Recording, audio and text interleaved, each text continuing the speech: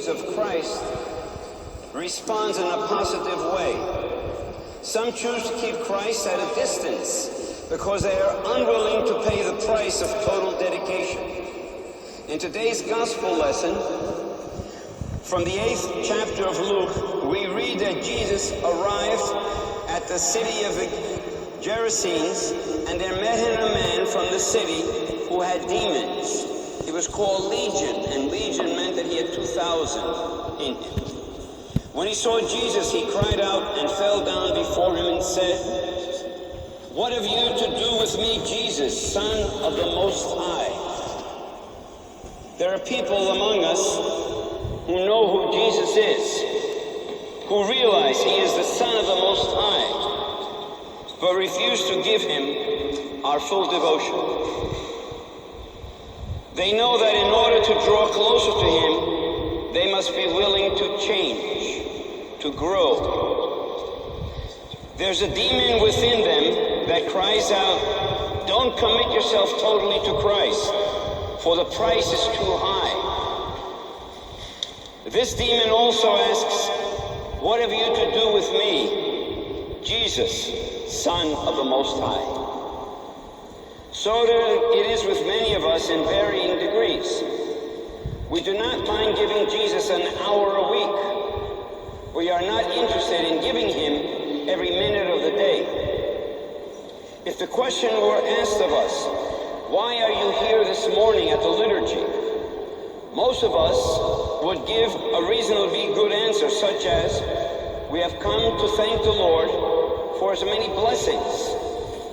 We have come here to experience the presence of Christ and his eternal kingdom. We have gathered as a community of believers to proclaim that Christ is among us." These are all good answers, but the full meaning of our worship remains unexpressed until we begin to live out our worship in our daily lives. In here, in church, we are Jesus' loyal disciples. Out there, many of us are Christians from a distance. There's a demon in each one of us that constantly tells us that we can be one way in here and another way out there in the world. This voice is demonic because it contradicts God's plan for our salvation.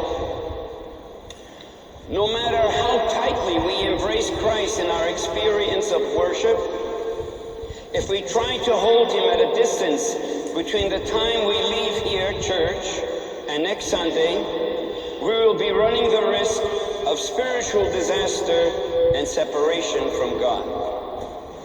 Orthodox theologians speak about liturgy after liturgy, which means we experience the liturgy on Sunday and live the liturgy throughout the entire week.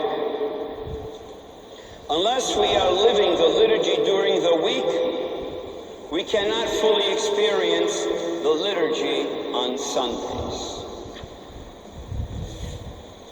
I've had people tell me, "Father, you don't know what it's like out there." I respond that the real world is in here, in church, in the kingdom of God on earth, which we experience at every liturgy, where we experience the presence of Christ now as we will for all eternity. That love of Christ that we experience is the same love that we will have in the kingdom of God when he calls us near him. Only in worship, and especially at the liturgy, do we experience the real world, the fullness of God's kingdom. There's a church in Copenhagen that contains many pieces of a famous Dane sculpture.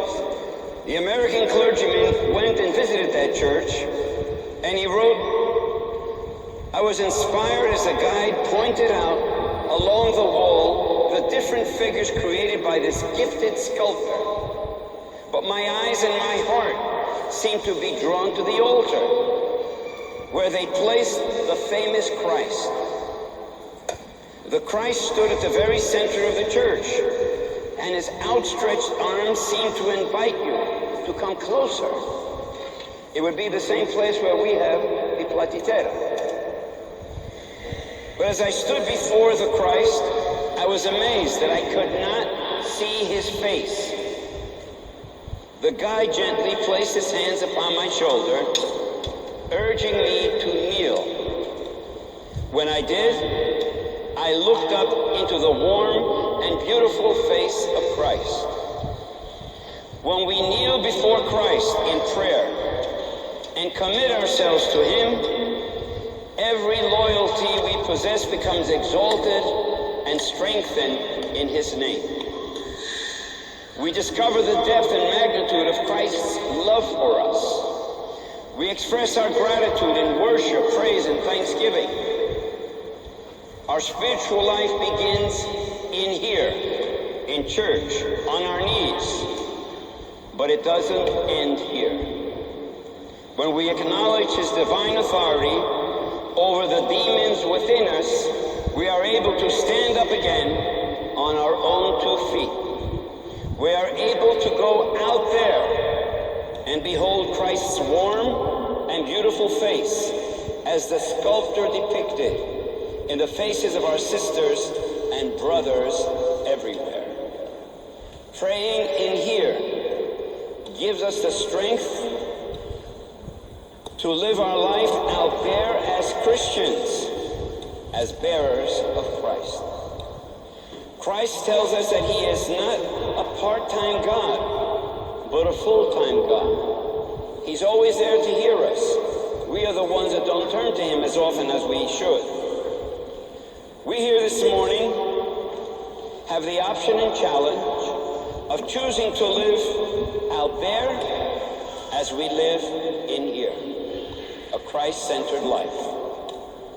The man possessed by demons asked Jesus, as we must ask Jesus, "What have you to do with me, Jesus?" And Jesus will tell all